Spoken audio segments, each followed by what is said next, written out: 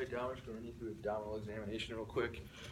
First thing I'm going to do is just do an overall examination of the exam, checking for any lesions, any redness, or hair patterns, or mold, or anything like that.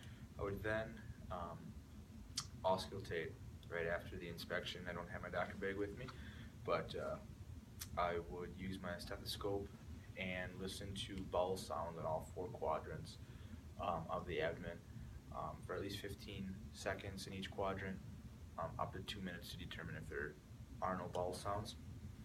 I would then switch over to the bell and listen for friction rubs over the liver, and that could indicate cancer. And then also have the bell and listen for breweries over the abdominal aorta, the renal, iliac, and the femoral artery. I'll then percuss the abdomen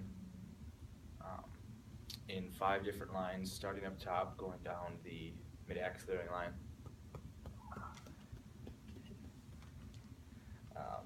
then down the axillary, then down the clavicular line, down the sternal line, and then the same thing on the other side, just checking for just big changes in sound or dull and resonant sounds where they're not supposed to be. And then percuss the boundaries of the liver, starting on the, obviously on the right side, just below the ribs. And that looks good. And then going back up, just checking superior and inferior parts of the liver. Now I'll do the same thing on the side of the spleen, or the spleen. If I could have you take a deep breath, and then take a deep breath out, and then breathe in slowly, and breathe in slowly. I'll just palpate. And that looks good.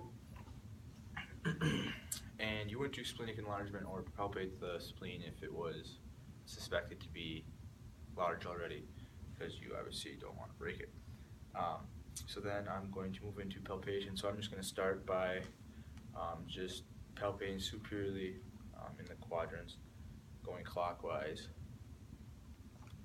just palpating for any masses, and I would just go a little deeper.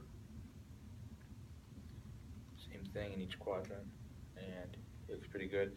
If there was any masses, I would have them just cough or bear down, Valsalva maneuver, and if the mass would get bigger, it would be in the muscle, and if the mass went away, it would be in the abdominal cavity. We'll then locate the edge of the liver by taking my fingers and getting them underneath the ribs, having the patient breathe out. And as he breathes out, I would move my finger underneath the ribs just to feel any liver enlargement. I would then check for the spleen. I would try to palpate the spleen,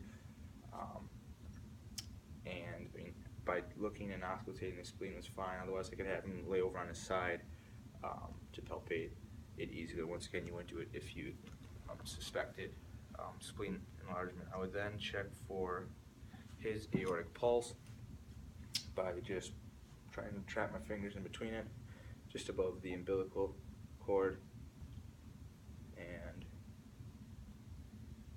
right there. Shouldn't be over 3 centimeters long, or 3 centimeters wide. I would then check for the kidneys.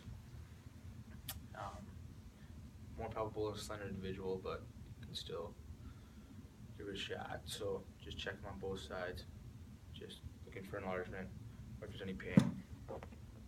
Same thing on this side. And that all looks pretty good. I'm just going to do 2 special tests.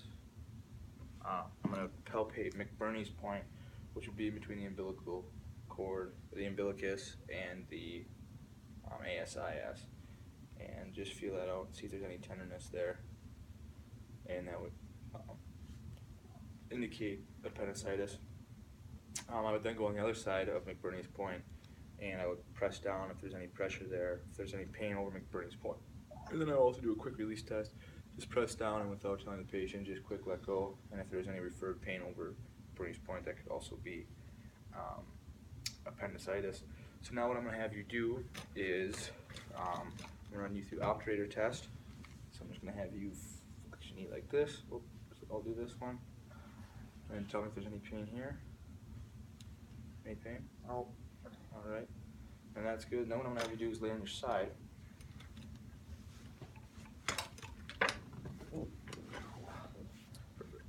And then straighten this knee out. And then just bring your leg back towards me. Doing a psoas test. Just like that. And then is there any pain with that? Oh. Alright. And he's all good.